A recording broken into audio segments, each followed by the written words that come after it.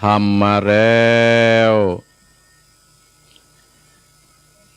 ขอยกมือถวายความเคารพครูบาอาจารย์ทุกรูปทุกตนที่เปิดเครื่องวิทยุรับฟังอยู่ตามวัดตามวาขอความสุขความเจริญจงบังเกิดแก่บรรดาศรัทธาพ่ออุ้ยแม่อุ้ยพ่อออกแม่ออกพี่น้องคณะศรัทธาญาติโยมมาแล้วอัตมาภาพพระครูวรธรรมนาถเจ้าอาวาสวัดหนองเหียงตำบลสันติสุขอำเภอดอยรอจังหวัดเชียงใหม่ได้นำรายการมรดกธรรมกำเมืองยำเจ้ารายการวันอาทิตย์ในวันนี้ได้มาพบปะพี่น้องคณะศรัทธาญาติโยมเป็นประจำทุกวันอาทิตย์ศรัทธาญาติโยมมาวันนี้ตรงกับวันที่23เดือนมกราคมพศ2565ตรงกับเดือน4แห่ม6ค่ำพ่ำว่าเป็นวันอาทิตย์ศรัทธาญาติโยมมาแล้วเพื่อบ่ฮือเสียเวลาอาตมาภาพก็จักนำศรัทธาญาติโยมไหว้พระสวดพุทธกุลธรรมกุลสังฆกุลเสียก่อนเพื่อให้เป็นมงคลกับบรรดาศรัทธาพ่ออุ้ยแม่อุ้ยพ่อออกแม่ออกพี่น้องคณะศรัทธาญาติโยมของอาตมาภาพเสียก่อนที่ติดตามโดยฟังรายการมรดกธรรมกำเมืองรายการวันอาทิตย์ของอาตมาภาพที่รับความเมตตาจากท่านพระครูพิวัฒนวิกรมท่านปอได้ฮืออาตมาภาพได้มาจัดรายการพบปะศรัทธาญาติโยมเห็นเจ้าหนึ่งเอาละศรัทธาญาติโยมลูกแล้วนอลูกแล้วก็กราบพระเนอกราบหนึ่งกราบสองกราบสามอรหังสัมมาสัมพุทโธภควาพุทธังภควันตังอภิวาเทมิกราบสวากขาโตภควตาธัมโมธัมมังนัมมัสสามิกราบสุปฏิปันโนภควโตสาวกสังโฆสังฆังนะมามิกราบนะโมตัสสะภะคะวะโตอะระหะโตสัมมาสัมพุทธัสสะนะโมตัสสะภะคะวะโตอะระหะโตสัมมาสัมพุทธัสสะนะโมตัสสะภะคะวะโตอะระหะโตสัมมาสัมพุทธัสสะติปิโสภะคะวะอะระหังสัมมาสัมพุทโธวิชชาจารณะสัมปันโนสุขโตโรกวิโตอนุตตรมโพธิสัตตัมมัสสะนาติสัตตาเทวมนุสสนังพุทโธภควติสุวาคาโตภควตาธัมโมสันติติโกอาการิโกเอหิปัจจิโกโอปัฏนายิโกปัจจัตตังเวทิตาโพวิญโยหิติสุปฏิปันโนภควโตสาวกสังโฆจุปฏิปันโนภควโตสาวกสังโฆยยะปฏิปันโนภควโตสาวกสังโฆสามิจิ ติปันโนภควโตสาวกสังโฆจะติทังจัตตาเตปุตติสายุคานิอัตตาปุตติสาปุกราเอสะภควโตสาวกสังโฆหาหุนนโยปะหุนนโยทักขิตนโยจันเนกรานิโยอนุตรังบุญญาเขตังโลกัสสะติสาธ ตุสัตโตภะปัญญาปัตละมีสามทิฏฐัสสะโตภะปัญญาปัตละมีวัดแวดล้อมวิริยะปรมีล้อมดาวังดีศิระปัตตะมีบางหอกดาบเมตตาปัตตะมีปับเปตังปืนตานะปัตละนีเป็นปืนตั้งต่ออุเบกขาปาดะมี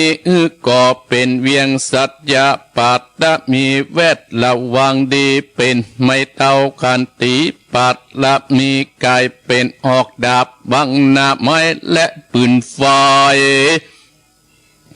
อธิฐานะปัตตะมีปับไปจุแห่งแข่งแรงปับหมู่มันปีสั่งไปเปบทุกตะนางทรณีอัศจรรย์เสือเหมือนปันอยู่กว้างนำนาทีกว้างต่อกว้างแตกตีฟองนาน้องเป็นเกาตอกดอกไม้มาปูจาพระเกณฑ์ไตสตันพระปุตตังเลยจุงมาไปโปรดจงมาอนุญาตโปรดผู้กาเตติดีแม่นางทอดดันีหอกมาติดมวยผมอยู่ติดตัดจังไรขัดกะงาสับพ้นดินพ้นนำนาทีลงพระไปก็ฮับตับเต้าพะยามานเอาอาปุนกัวพายกมือต้นหัวสิกาผู้กานี้ชื่อว่าเป็นลูกศิษย์พระพุทธเจ้าตนมีบนสมปันอันมากพุทธเจ้าจริงตั้งพระปัญญาปาตมีไว้เก้าจันตั้งไว้ตั้งหน้าก็ได้เก้าจันตั้งไว้ตั้งหลังก็ได้เก้าจันตั้งแต่หัวถึงตีนก็ได้เก้าจันตั้งแต่ตีนถึงหัวก็ได้เก้าจันเส้นว่าลูกปืนจักมาเหมือนฝนเส้นหาก็จักบอกมาก็ได้ข้าพเจ้าเลยได้ไว้ว่าพุทธกุณังธรรมกุณังสังฆกุณังพุทธอินตาธรรมอินตาสังฆอินตาสะเมธรณีผู้อยู่เหนือน้ำอยู่กำแผ่นดินกันกาลเนกเกิดถึงยังกุณพระปิตากุณพระบรรดากุณคุมบาอาจารย์กุณพระแก้วเจ้าตั้งสัมปาการคือกุณพระพุทธังกุณพระธรรมังกุณพระสังฆังกุณแดดกุณฝนกุณน้ำกุณลมกุณกุราชเจ้าก็ดีกุณพระเจ้าตนเผาวัดนาก็ดีกุณนางอุตราก็ดีกุณพระปัจเจเจ้าก็ดีกุณแม่ทอดดัดนี้เจ้าก็ดีจุงมาหักษากำนาและกำลังยังตนตัวแห่งข้าพเจ้าและท่านผู้ฟังจุคนและเจ้าของสถานีกู้สถานีจิมเดเตอพุทโธพุทธังรักษาธัมโมธัมมังรักษาสังโฆสังฆังรักษาพุทโธพุทธังอะระหังธัมโมธัมมังอะระหังสังโฆสังฆังอะระหังพุทโธพุทธังกันนาธัมโมธัมมังกันนาสังโฆสังฆังกันนาอายุวันโนสุขังปะลังเอาละศรัทธาญาติโยมบรรดาพ่ออุ้ยแม่อุ้ยพ่อออกแม่ออกพี่น้องศรัทธาญาติโยมท่านผู้ฟังทั้งหลายอาตมาภาพได้นำศรัทธาญาติโยมได้สวดพุทธคุณธรรมคุณสังฆคุณและสวดปฐมี30 ทัศของท่านครูบาเจ้าศิวิจัยนักบุญแห่งล้านนาเรียบร้อยแล้วก่อนที่จะได้เต็ดน้ำเต็ดธรรมได้เข้าสู่รายการนี้อาตมาภาพพระครูวรธรรมมนาฏก็ขออนุโมทนากับเจ้าของสถานีที่รับสัญญาณจากวัดปักตังเจริญไปสู่ยังสถานีวิทยุและสถานีวิทยุก็ได้นำเสียงอาตมาภาพนั่นไปถึงบ้านถึงหอถึงเฮือนถึงในรถในลานถึงตุบกาดถึงตุบให้กลางต้งกลางนาตลอดถึงที่ศรัทธาญาติโยมได้เปิดกันได้รับสัญญาตั้งแต่เวลานี้เป็นต้นไป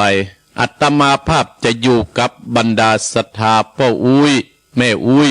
ไป ปอออกแม่ออกวันนี้1 ชั่วโมงเนอะตั้งแต่เวลานี้ถึง6 โมงเมื่อเจ้า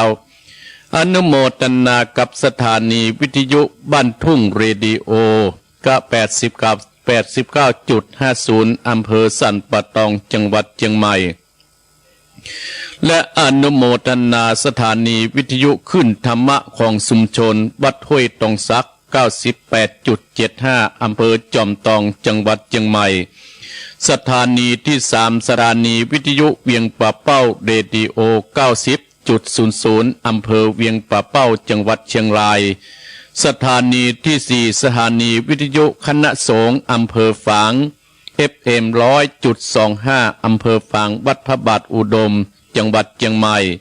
และสถานีที่5สถานีวิทยุมวลเสียงธรรมวัดบุพารามอำเภอแม่แจ่มจังหวัดเชียงใหม่ FM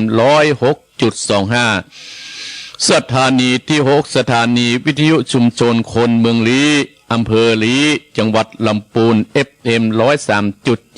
103.75 สถานีที่7สถานีวิทยุมวลเสียงธรรมจากวัดจันทร์ FM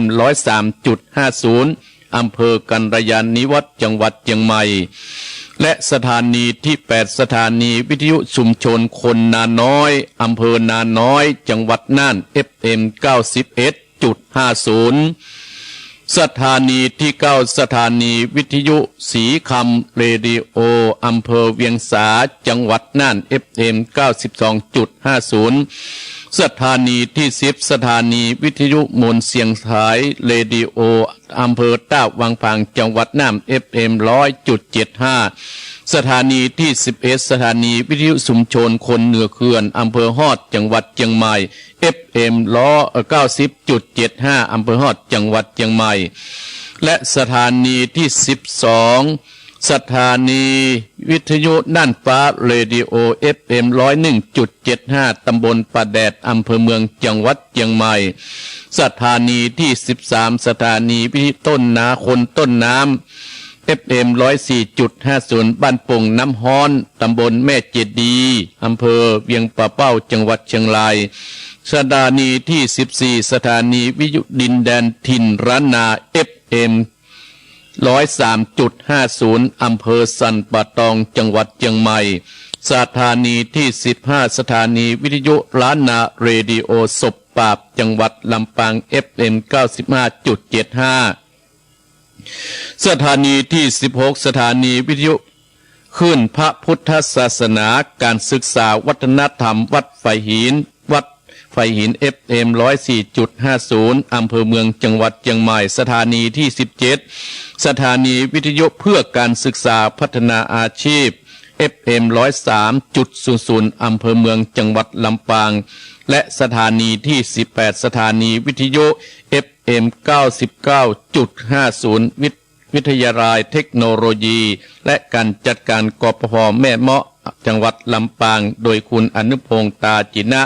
ขออนุโมทนากับเจ้าของสถานีทุกสถานีเนื้อสถาญาติโยม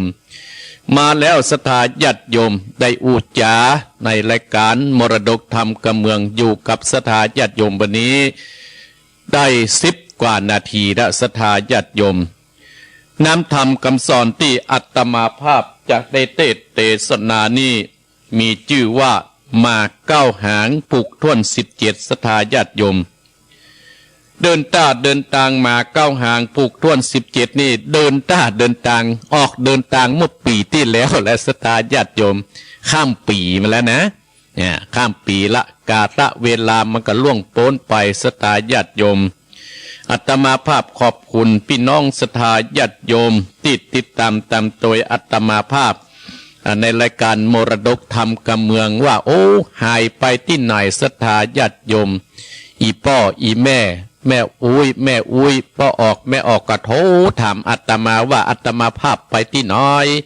อาตมาภาพติดภารกิจสถาญาติโยมเพราะว่ากาละเวลายิ่งอายุนักขึ้นสถาญาติโยมสังขารเฮาเนี่ยมันบ่เที่ยงเนาะปกติอาตมาภาพออกตี 4แต่จะให้ออกตี 4อย่างสมัยก่อนนี่กันนักแก่เด้อสถาญาติโยม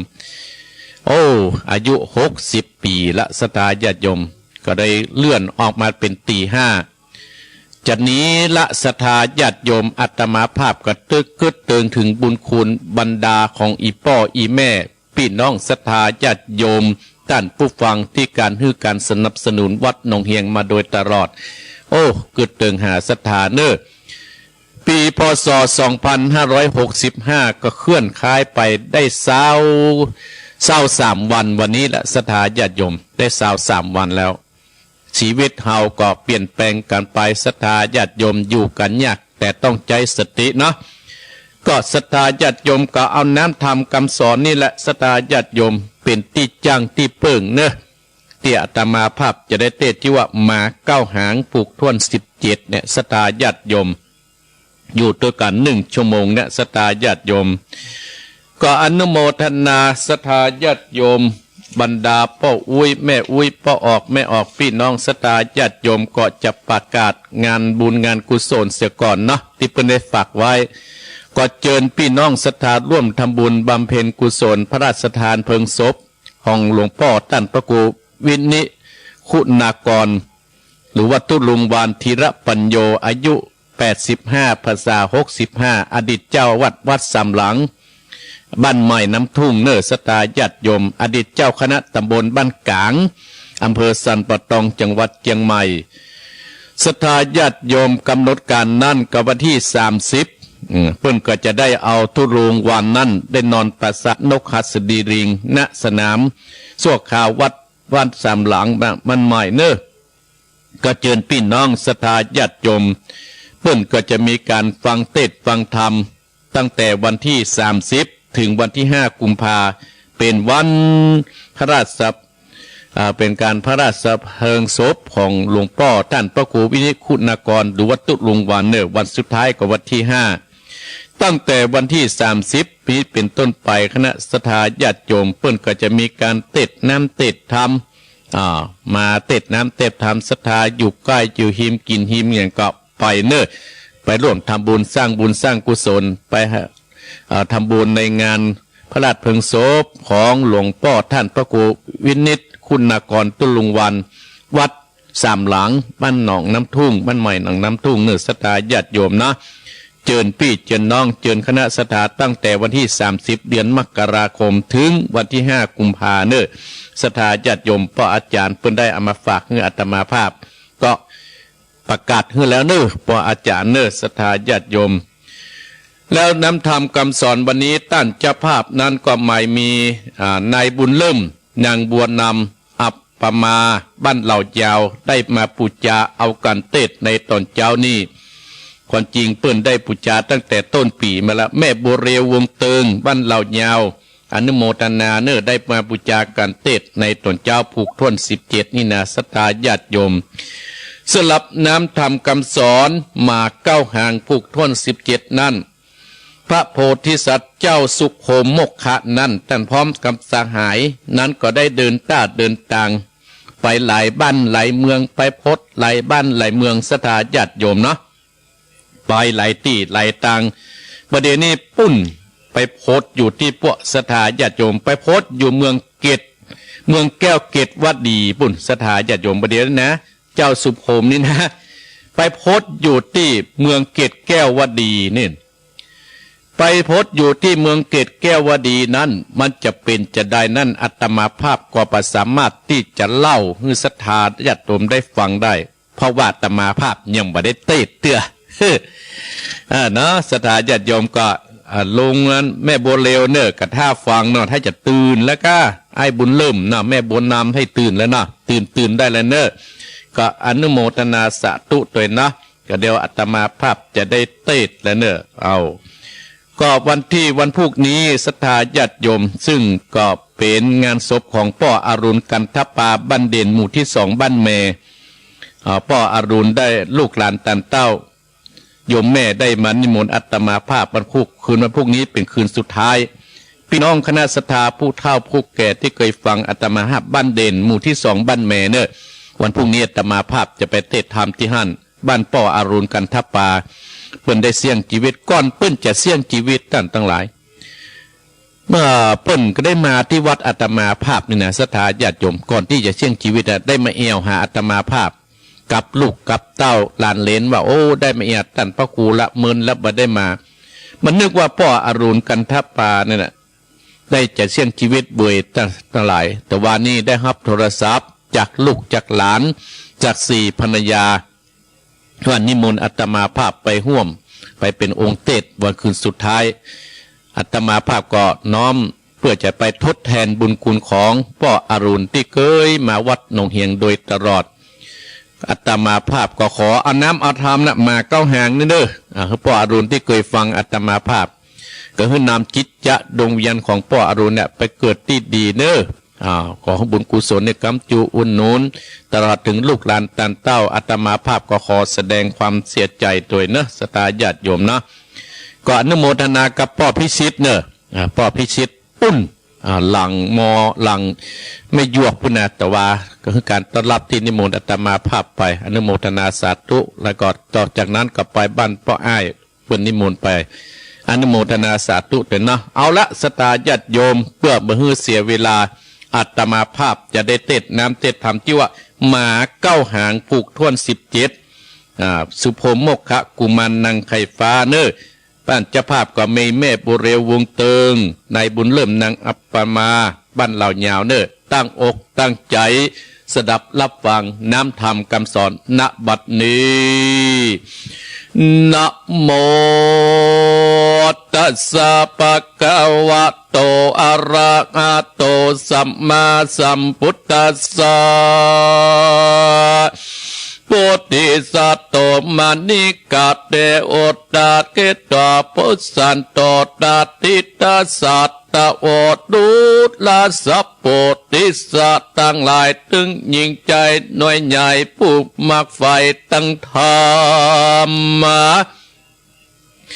เคยไปปั่นไปลอดเวียงแก่ยอดนิดละปานจริงละกันเป็นบางมากกอดสั่งปัดละมีคือใจยินดีจมชื่นได้ยกยื่นยอดตานยังเก้าพิกกะหันเขาน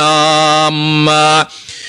วัดผู้พัมปัดใจนักปัดได้บอกเราเป็นบทเก้ากองดีคือตาณปัดละมีมือตั้นตั้งหลายป่าปนเขตตั้งปานอันหนึ่งตั้นตั้งหลายอย่าได้ลืมสัมมาตานโคตรแกดยังสินหากับตนนะย่อมเป็นมงคลพระตนแก้วยอดมุดนี้เป็นศิราปาดะมีใหญ่ปอสมใจแฟอันตั้นต่างหลายหนุ่มเต่าปะกันฟังตามเพื่อจักจำบทบาทที่สืบต่ออย่าไปนักปัดได้กล่าวไว้ว่าการสร้างปัญญาปัดดามีกองดีที่แจงปืนตั้งเตื่อมแต่งปัญญาจักปาตัวเก่าผลตั้งเอาไม้บัดนี้เอาอาพ่อแม่ตั้งเต้าเกตตะนายก็มีหลวงลายมาพัมพอมฟังตามจุงดาจำติดต่อตามบาทข้อบาดีว่าโพธิสัตว์โตดังนี้เป็นตนโพธิสัตว์โตอันว่าโพธิสัตว์เจ้าตนเลิศแล้วพอจังจอดแก้วใส่จีจอดลายดีเตะสายจดบ่ได้ดังใจจริงไปสัตว์พอปากลอดจะตามวาดแก้วดวงงามดุรากวันนาอากเรื่องไรเป็นสันได้แตกมังเป็นสองบางเสมอการคนตั้งหลายยืนเฮกันนำมาเป็นของวงศากกะเกลือสืบเช่นตือตัดได้จักเอามาไก่เลี้ยงใส่เก็บเมียดไว้เหมือนมาเอามีใจไก่กอกกาอูปุ่นฟังกันหนอผู้ตั้งตามจังแก้วก็จะว่าแก้วดวงเนนี่เป็นของตั้นปัญญาจะเมืองสืบมาดนั้นแต่เล่าหลายจิ้นเต่าเจ้าผู้ตอนเดิมอ่อนล่วงแล้วต้นแก้วปับบุรีลาตีมาลอบยามขวดยอดคนในแก้วดวงใสวิลาดยอดปราสาทออกกามแล้วนำมากามากลัสเม เมืองใหญ่กว้างพระใจกลมไฟบัดเดือดแก้วดวงใสกอดแตกเมืองใหญ่อาจมองเงาเหตุว่าแก้วนี้มันแตกเกิงห้องบูดดีบอดย่างดีจูบอนเหมือนกันเดิมอันปัญญาติราชเจงปันกาดเฮือตูขาตั้งหลายจอดแก้วดวงเลือดเดวเสสีติดดีดังกาวตูจังลืมเน่าไหลโอนแก้วมงคลบ่อาติดดังใจสุดวิสัยตูขาดังฟ้าจากคลองลงมาเต่งเดือนเป่งมาค่อยจอดแก้วบอดได้ตามกรรมเจ้าห่อกรรมโยดโยดยังมาโกดเครื่องดาดนาตกอาจญาอันใหญ่เฮือหมู่ตูข้ามองกีบอดจัดและนาเมื่อนั้นหนอพุทธาตนนาเลิศแล้วจึงถามจังแก้วเหยาไปว่าสู่ตันใจละมอกกึดบ่ออกเหลือมีปัญญาจักอาจาช่วยใจหือแก้วใหญ่ติดการสู่จักปันบงขาดบ่อนุญาตสันใดจังแก้วไข่ตอบเล่ากันว่าสู่เจ้าอาสาจดเดวดวงเลือดเดวใส่สีติดกันดีดังกล่าวตามเจ้าปัดหมายตู่ตั้งหลายจุคนชื่นสู้นำนาจักอาสาอยู่กายช่วยตินช่วยมือเจ้าบุญเลอนอพระบุตรนี้วันตายจังกะไปปงกาดอามัดตั้งตาหือผู้มีปัญญาเลิศแล้วจังจดแก้วคำแดงแต่งจัดพอออกปากนอดจะตามแก้วดวงงามนิจใจจดบาดใดจะดื้ออย่าอามดักอยู่กับอุปาย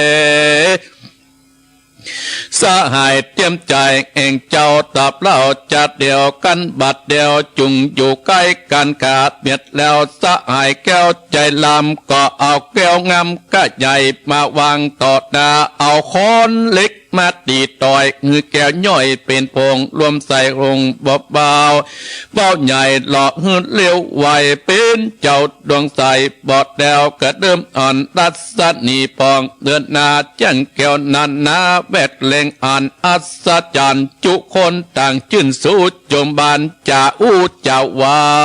นนะ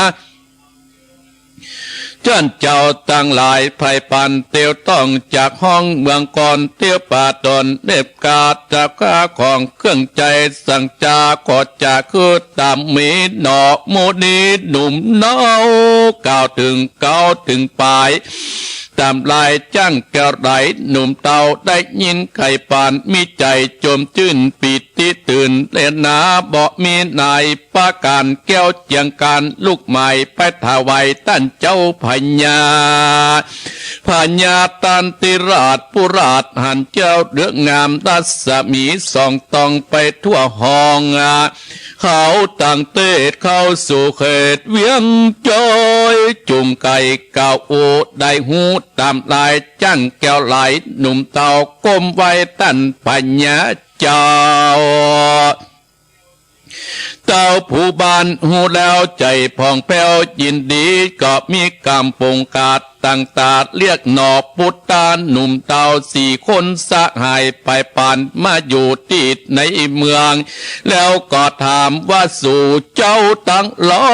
ยไปปันไปติดไหนมาจากเมืองใดมาใครใดของเครื่องใจสั่งจาอุตตามมีหนอมุนีตนองอาจก้มกราบตุนสาลำดับแต่ตนติดเสืบสอนถึงปลายเต้าภายยศใหญ่แจงค่อยเจ้าอจันติราชฟังตอยโอตาดหนอพุทธามีใจจิ้นจอยจิงไก่ปงกาดอามัดตั้งลอยคำนานปงกาดกะยังมากกุนตาเก่นใจตกแต่งมอดดะมวนตามกะละควันยอดนุลีไข่วัติจันต่อหนอพุทธาตั้นตั้งลายมีกุญใหญ่นาดนามได้มาหลอกแก้วดวงเลือดแล้วค ขอถวายแก่ท่านเจ้าอาจารย์ปวงขึ้นสามนนอทศพลนนดาวถวายขึ้นสามตีเจ้าบุรีทิลาดก็บาอาจขันกรรมวังตุ่มตามอนุญาตตามใจแล้วก็จะลายก็มีอันและตาติดนานคนตั้งหลายหนุ่มเดาอันเบ็ดเฝ้าเล็งหานนะตั้งปาการออกปากไก่กรรมคนนัดนำในโลกอาโปกตันอาตั้งปาตานาคอยด้อยเงินคำใหญ่กำแดงแก้วสะแสงกะยิ่งซับประสิ่งนันนาเจาะหาการได้ดังใจเป็นสันได้นี่เล่าใจหนุ่มเท่านี่นาไก่ตามันบ่ปาตานาใครไล่ดังวานนะพร้อมกันทำนาตาไหวขึ้นเจ้าฟ้าบัดเดียวจัดเดียวตั้งแต่เจ้าปัตตาเอวกาตาเดียวต้องเดดายตั้งอาใจพิษเผาเชื้อเจ้าคนนาเฮ็ดบากลางวนไข่ได้ยังเงินคำไต้คำจ่าเต้าเอียกาดาเตต้องขอดเลี้ยงตองโดยการสืบวันจะใจบอกเกิดค่อยวันโลนจากมั่งตุนไปนาพอฟ้าลงมาดินนาเอวคอกินคำเจ้าตลับต่อเต่าใจตั้งอาจบเชียงไข่สับปิตาสันได้จากขี้กันอยู่บ้านเมืองใดออกเตี้ยวอ่อนบอกมักไฟเงินกำคนหนาดนำใหญ่น้อยตั้งกาวถ้อยไหลประการโพธิสัตว์เจ้าปัตนาส่วนโพธิสัตว์เจ้าโตนองค์อาจกับสีอามาตสหายลิบถวายกรมกาบลาต้านปัญญากาดลาออกจากเปลี่ยนใจเตี้ยวใจนับอ่านได้หลายวันก็ไปลอดเมืองเกตแก้ววะดีทะนี้ใหญ่กว้างอยู่จริงกลางโดยกลางดงป่าไม้ไพวานนา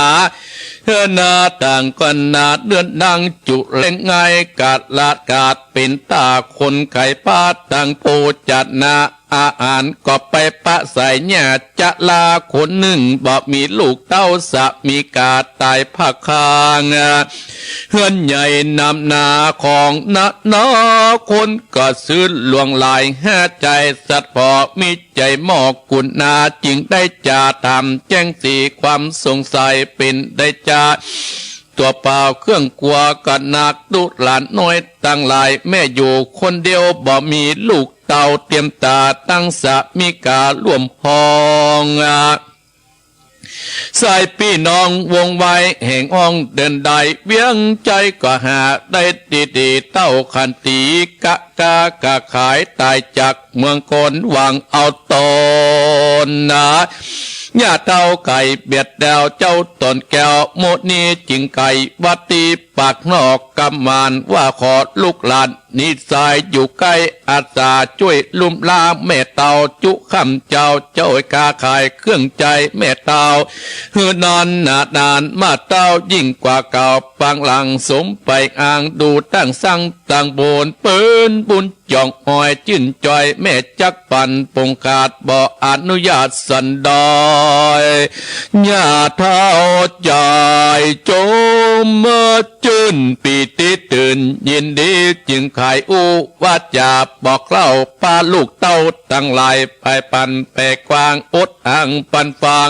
แม่บ่าวังตัดขาดขออนุญาตตามกำนอกคุณตามยอดซอยใจจื่นจอยเหลือลายปาสหายมนหมู่เข้าอยู่ในบ้านตุบน้อยยังจะลาแม่เท่านั่งอยู่เฝ้าพอดะดอยตั้งหาใจบอดจาช่วยกันขายเครื่องการนาดนามีกำจ่าอ่อนอ้อยอุกกาต้อยเอาใจคนตั้งหลายก็มาพอยื้อไก่เงินคำมักเต่าก็ปันแม่เท่าสับปานคนก็เดือดนันกันสาตายข้วยเมืองก็มีอันแหลดนาอัตตะกะเดก็มีใจแก่เท่าอนาตาเอกาเปียว่างเมียปากกังวามวายมีลูกใจหลายหลาก7 คนหากเป็นตาหมู่ลูกตาบนี่กลัวต้นหนีจากเฮือนตนไปสร้างตำไฟมันแปกเงินไปงอยลูกน้อยเมียตอนนะ บอกกลางมนเกิดฮอดถึงบุญยอดคุณนามีแต่บุตรตาลูกน้อยอาลายพ่อปิกพอเป็นเตื้อวางหื้อหัวมันลูกไม้เมื่อหลายปีกว่าเก่าใจแก่เต่าอนาตาพิจารณาเป็นคนกันอยากทุกข์ลำบากหนุ่มถึงเต่าได้กะตามมุนเล่าอันใดอยู่ไปบอดจาเตียงความนาเป็นปีกันนี้ไปบอดสร้างประมวดบำเพ็งในดงดำป่าไม้บุญใดติดตัวบุญกุศลแต่จะไปบอดใดคนใดสร้างไว้ก็มีกัดนิงกะนาตากะละยายหัวปีไข่วัดตีปอดนี้แก่เท่าจราเนี่ยกันนานาน้อยใหญ่บอดได้ดังหมายกำลังหายอิดอ่อนเกินก่อนพ่อจักปาไปบวชสร้างประมวดบ้ำเป่งในดงคำเถื่อนตองไก่จากเวียงใจขอใส่ใจลูกพ่อไปสร้างก่อเกหาพ่อเจ้าสร้างก่อเผาวัดนาตามสตาไฟอ่างอย่าได้วิดวางไอ้ส่วนย่อมเป็นบุญมากเต่าแก่ลูกเต่าตัวไปพ่อจะไก่มาถอยท่านสวยกรรมดีลูกหัวปีใจหยาบอดสุภาพตามรับกรรมตันต่อว่าตัวพ่อจักหนีไปเป็นฤาษีอยู่สั่งในปากกว้างดงไปตามใจแห่งพ่อใจกึดต่อเล็งอ่านจักวางหือเปิ่นตาดงนาสังเกหาและให้อยู่ที่กอยพ่อตายยืนหน้าต่อแทนปันจุวันนั่นสาเนียบอดใดดีเหตุว่าข้านี้มีลูกน้อยปันนิญาแถมโต้ยจักกินเขาถึงวันทัดบันตันบ่ขาดบ่อาจจักป่าเอาปันนิญาลูกเต่ามาอยู่แทนจนไปสนกับพ่อสังเกตกลางดงป่าไม้อันเป็นที่อยู่แลดแจ้งและเสือหมีพ่อขาดนานไข้บวชสร้างผนวดเตือนตองเลี้ยงตองเดียวใดเสาะใส่หาลูกไม้หัวมันกินเตอะเมื่อมีสัตตาใครสร้างที่นันพันนิญาลูกเต้ากอบมาเล่าจอมปอนกะว่าตัวเองพ่อสร้างก่อเผาวัดนา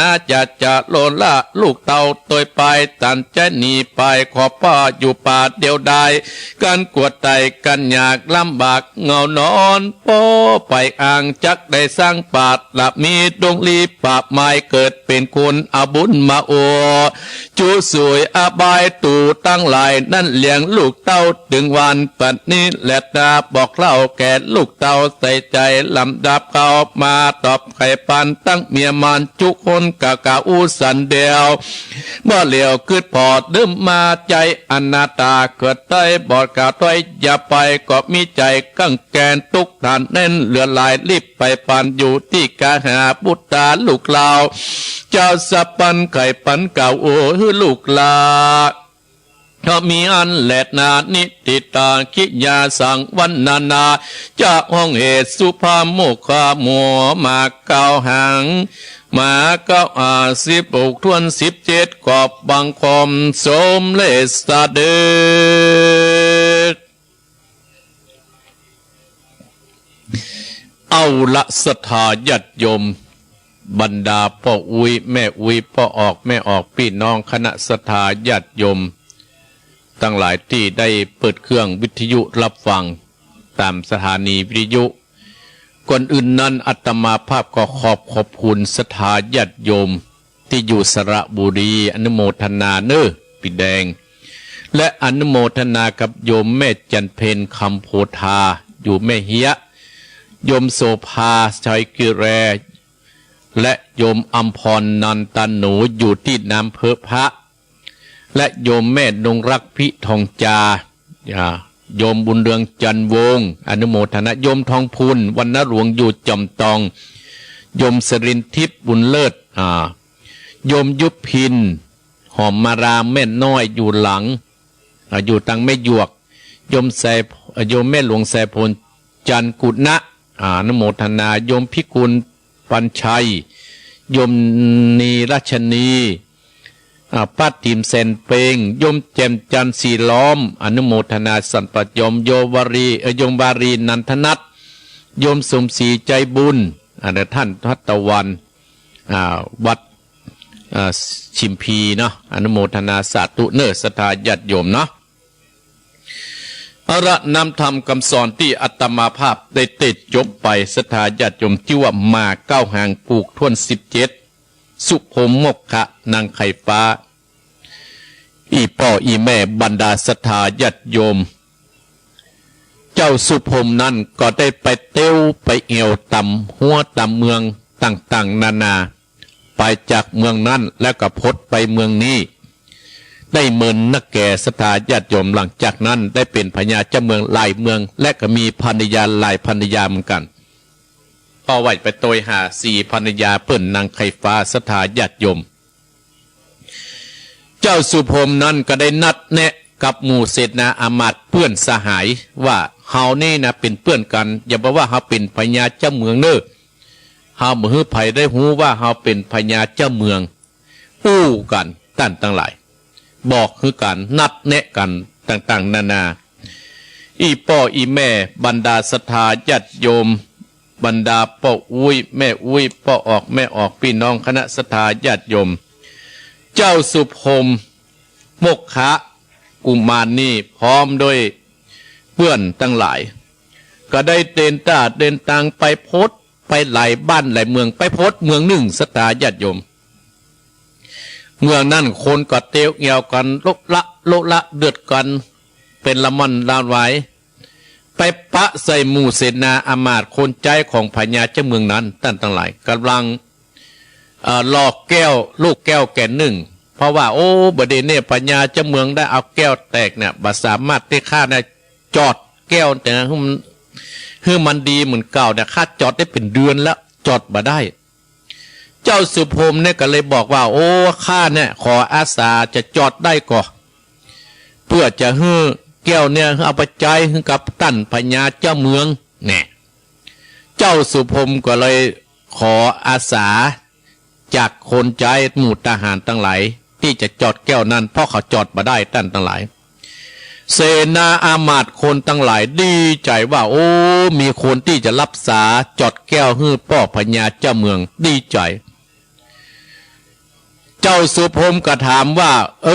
ท่านทั้งหลายถ้าข้าไปพูดจอดเนี่ยเจ้าจะเนี่ยอย่างใดข้าหมู่เสนาอามาตย์คนนั้นว่าข้าขอจูช่วย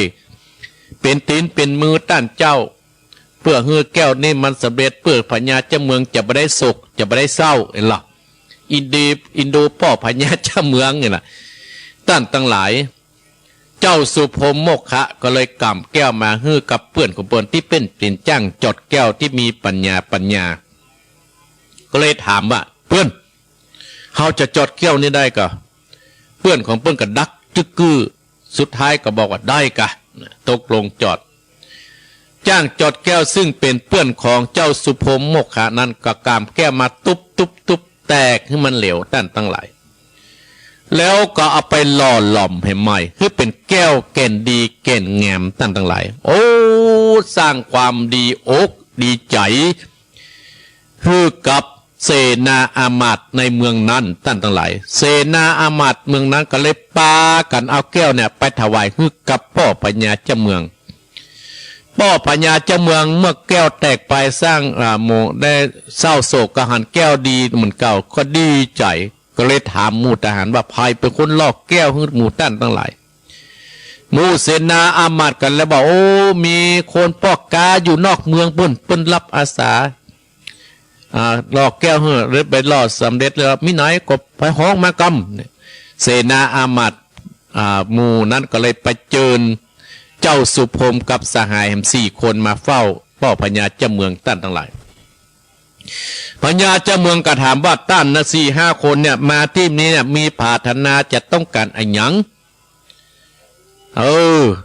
เจ้าสุภมบอกว่าหมู่ดูข้า5 คนนี่นามามี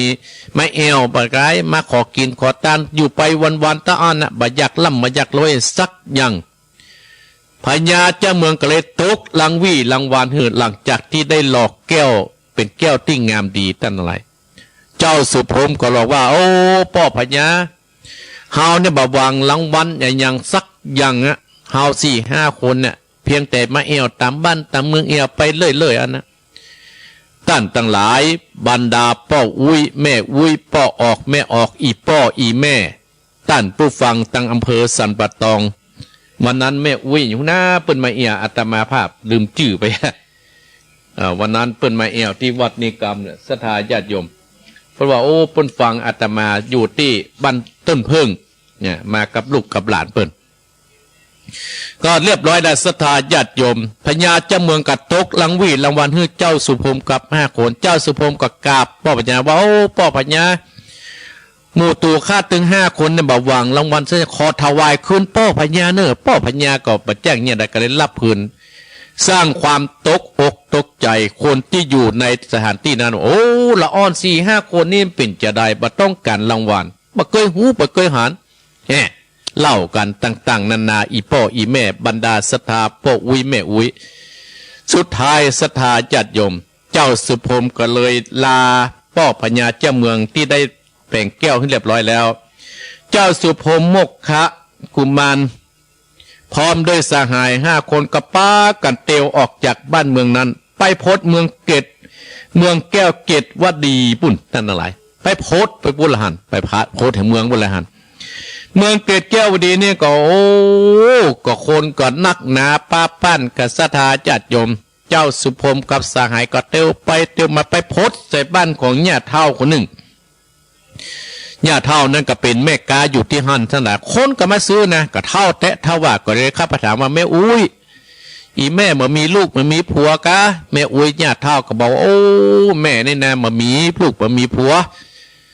แม่อุ้ยก็ขายกินเนี่ยราคาขายแบบเนี้ยอยู่ในเมืองเนี่ยคนก็นักแต่โอ้แม่อุ้ยลูกขอเป็นคนใจอีป้ออีแม่อุ้ยเนาะเฮ้ยกะเดี๋ยวรับให้แม่อุ้ยพักผ่อนสบายแม่นั่งพออย่างเดียวท่านทั้งหลายแม่อุ้ยญาติเฒ่านั้นก็เลยมอบอำนาจในการขายครอบ4-5 คนกับป้าการขายว่าอู้ม่วนจาวานล่อท่านทั้งหลายคนก็ซื้อติ๊กเนี่ยญาติเฒ่าก็สบายในเมืองนั้นก็มีป้อเฒ่าท่านทั้งหลายเป็นคนทุกคนอยากมีลูก7 คนก่อนป้อเฒ่านี้มีลูก7 คนมามีไผเลี้ยงดูป้อเพิ่นสักคนเนิดต่างคนเอาลูกเอาเมียไปอยู่ที่อื่นเอาเข้าป้อเฒ่านี่ก็เกิด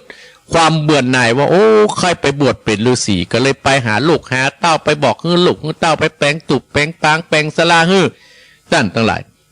ไปหาภัยก็ได้ไปหาลูกคนเก้าไปหาลูกคนรองไปหาลูกคนที่6ไปถึงลูกคนที่6ท่านทั้งหลายต่างคนก็อู้เหมือนแก้วอีป้อไปเถอะเนอห้ามปล่อยเฮาต้องเลี้ยงลูกเลี้ยงเมียอยู่อีป้อก็หากินคนเดียวได้ห้ามมีปัญญาเลี้ยงเนอขอเก็บบักกวดเตดพ่องเก็บอย่างพวกในป่าให้กินคนเดียวเตอะห้ามไปส่งข้าวแล้วปดโถป้อพูดจะไปบวชลูกบ่ใครไปเตื่อมแท่งบ่ได้บูญละสตาญาติโยมไป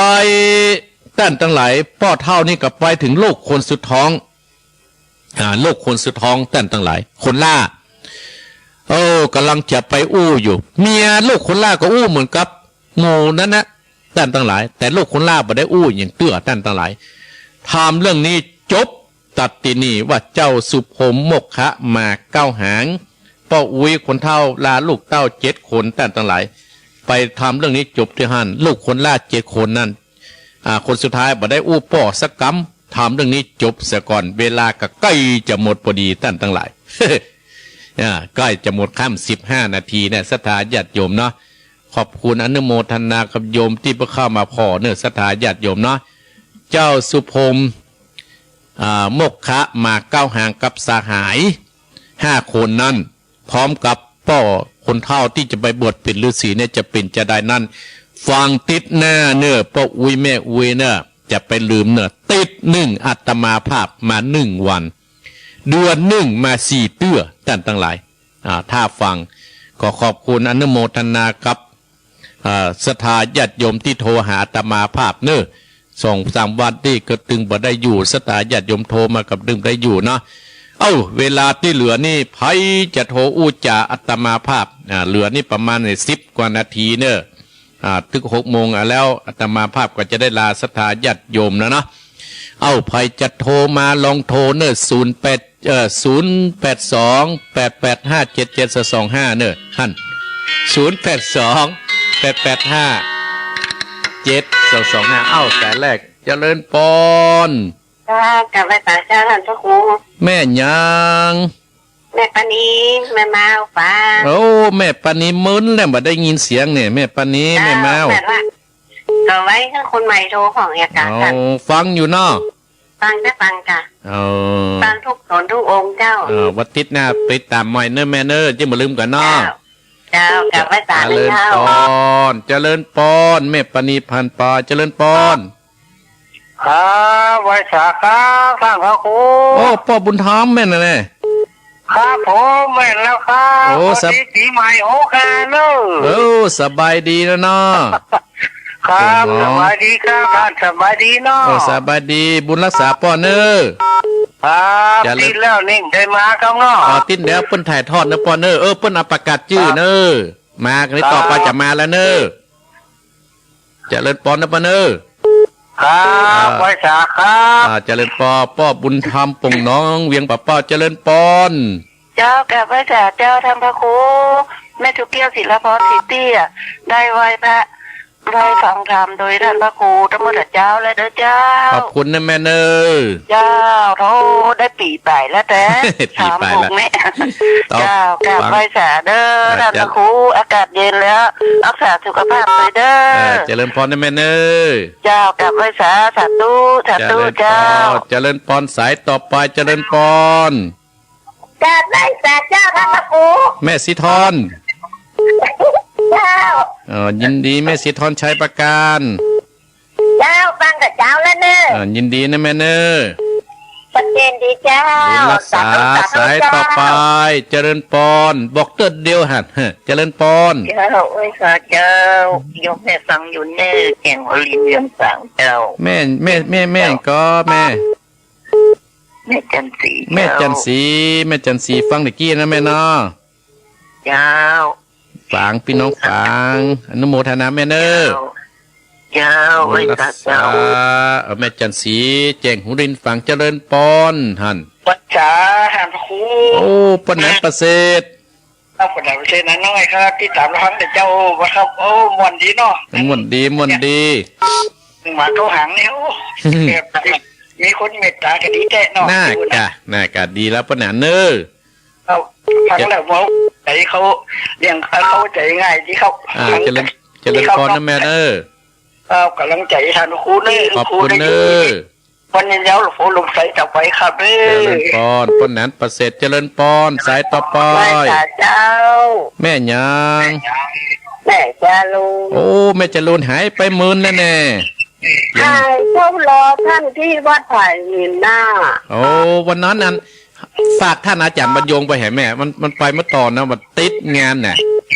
โอ้เจ้า อืม โอ้เจ้าว่าท่านมาเมื่อเจ้าท่านจะปะกันกรรมแต่จะฝากเพิ่นเหมือนกันนะ บ่เป็นหยังบ่เป็นหยัง เป็นหยังก็ปะกันไม้เนาะ เจ้า บุญรักษาแม่เนอ ท่านก็ดูแลสุขภาพเลยนะเจ้า ขอบคุณนะแม่เนอ เจ้าสาธุ เจ เจ้า ริญปอนแม่จรูนมันแม่จรูนเจริญปอนสายต่อไป พระภาษาพระครู พ่อบุญมีตะกี้บุญธรรม ครับ บุญมี ถ้ากินเรื่องเลิกก็แปลทุนหลวงพักนะ เจนดีเนอ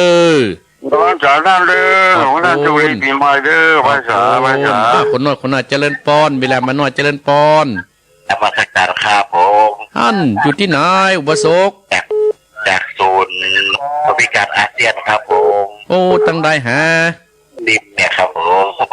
ไม่รีมวะเนาะแม่นายเนาะโยมเนาะ ครับผมน้องกบครับผม โอ้น้องกบว่าจะได้วันนี้ฟังอยู่กา โอ้ฟังขับหายไปเมือนเลยครับผมครับผม ติดตามอยู่เนาะ ครับผม บุญก้อมบุญจูเนอะน้องกบเนอะ ครับผมศูนย์บริการนะครับผมครับ เจริญปอนศูนย์คนพิการอำเภอแม่ริมน้องกบอนุโมทนาให้กำลังใจน้องกบเนอะเจริญปอน เจ้าไว้สาเจ้าท่านพระครูจากเวียงป่าเป้าเจ้า แม่อย่างฮะ ทั้งแม่กันธนีเจ้า โอ้แม่กันธนีเจ้า ปุ่งน้อง วันดงไหลแนวลุ่มย้อนพอเจ้า โอ้ ตาดอยเจ้า ไหลแน่อนุโมทนานะแม่เนอะ เจ้าสาธุนะเจ้า จะเจริญปอนเจริญปอนคนน้อยเจริญปอนแม่กันธนีเจริญปอน ไหว้ศาลเจ้าท่านพระครู อันเดียวกันเนอนี่แน่อันนี้แม่อมร เจ้าแม่ฟังอยู่ แม่อ หาย ม ไป ร เมินเนาะ เอ้าหายไปเมินแม่อมร เจ้าโอ้มันตึงอ่านเรามาเดียวกันงานมันนักเนาะ น่ากะน่ากะ เจ้า ยินดีแม่อมร เป็นยังมาเมื่อใดก็ฟังกันนะครับฟังมาทุกวัน ยินดีแม่เนอ เจ้าแม่กำลังใจท่านพระครูอยู่รักษาสุขภาพด้วยเนอ ขอบคุณอนุโมทนาเนอ เจ้าไหว้ศาล เจริญ เจ้า ปอนเจริญปอนสายต่อไปบอกตื้อเดียวโอ้สถานติดตามแต่เจริญปอน ไม่สาเจ้า ท่านเจริญปอนพายแม่ทอง เจ้า แม่ทองว่าจะได้วันนี้ลี่ หนาวอ่ะ หนาว อย่างเดียวกันแต่นึกว่าตั้งว่าท่านพระครูกับหนาวอีก หนาวกันหนาวกันหนาวเพราะเป็นวัดเป็นกรรมแม่ยินดีนะแม่เนอขอบคุณนะแม่เนอ เจ้า จะเลินปอน แล้วอ่ะ ย่าง แล้วอ่ะจะไม่จะลงมาฟังใจสักคำ มาได้แม้ที่แล้วอ่ะเนอติดตามต่อไปเนอ เจ้า เจริญปอนเจริญปอนสายต่อไปไม่ได้บอกเบอร์แล้วเจริญปอน วันดีสาเจ้า แม่เก็บติ๊บแม่เก็บติ๊บแม่เก็บแม่จำติ๊บ โอ้โหเมื่อไหร่อาทิตย์มันไม่ได้โทรอ่ะ โทรก็ เจอไม่ชัดมันก็ยังไม่ทราบกันเลยอ่ะ ยินดีเนอแม่เนอเวลาน้อยเดียวเนี่ย เจ้าสาเจ้า เจริญปอนจะเวลาจะหมดเจริญปอน ครับไวซาท่านพระครู โอ้มาแล้วนี่บุญตันแต่กี้บุญธรรม ฟังตลอดท่านนะฟังคนโทรกับกระมวล แน่กะไม่ได้โทรด้วยหมอม่วนอกม่วนจ่อยเนาะ ฟังตลอดกำลังใจนะท่านเนอ ยินดีป้าบุญตันเนอ ไวซา เจริญปอนสายต่อไปเจริญปอนได้ยินแล้วนะ ก็ไม่สาเจ้า อยู่ที่ไหน เราบอกขอบที่แจ้งเงินของเราเจ้า แม่บัวคำเห็นเนาะ ชัดเจนดีเนาะ เจ้า สวัสดีปีใหม่เนอะแม่บัวคำเนอะ เจ้ามันจัดตัวที่มาเหมือนกันเนอะ เจริญปอนสายสุดแม่เจริญปอนนะแม่เนอะ เจ้า เจริญปอนสายต่อไปจะจบแล้วใจเว้ยเจริญปอน สาเจ้าหลวงพ่อขาวเจ้า โอ้แม่หลวงหนองพระขาว เจ้า ยิน กำลัง ดีเน ใจ อะ ท่านพระครูนะเจ้า ยินดีนะแม่เนอะ สาเจ้า เจริญปอนเจริญปอนมาอีกสายหนึ่งเจริญปอน ก็คิดเนอ ปอสิทธิ์ปอสิทธิ์พอละสายสุดท้ายเนอปอนเนอ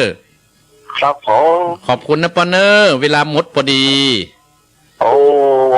ลูกแร่เลย ลูกล่าฮะจะมาบุญไหมนี่มาหันขอบคุณนะปอนเนอ